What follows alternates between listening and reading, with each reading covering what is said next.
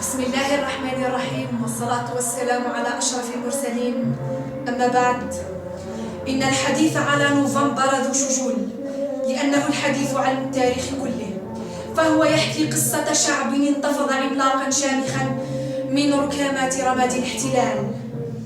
نوفمبر تاريخ انعتاق شعب من ردقة احتلال بغيض جثم على صدره قرنا وثلث قرن.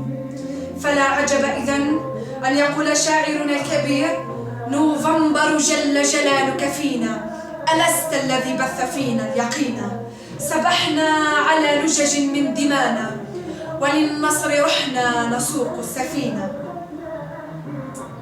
نعم، يحق للأجيال أن تحتفي وتحتفل بذكرى نوفمبر المجيد، ذاك الذي خلد مجد الجزائر وحكى ملاحم التحرر وصار حكاية للبطولة يتناقلها الجزائريون والعرب جيلا فجيلا فجيل.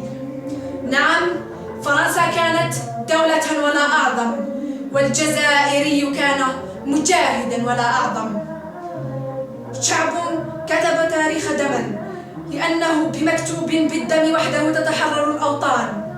وإذ نحيي اليوم الذكرى فإننا نعلن وفاءنا وبقاءنا على عهد رسالة نوفمبر وعلى مبادئ نوفمبر، لا مبدلين ولا مغيرين.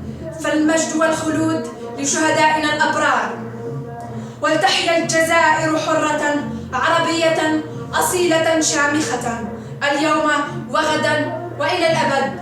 فلتحيا الجزائر حرة أبية، فلتحيا الجزائر حرة أبية. إذن كانت معكم الطالبة جدي غادة من المدرسة العليا للأساتذة، مباشرة من إذاعة عين الباي 5.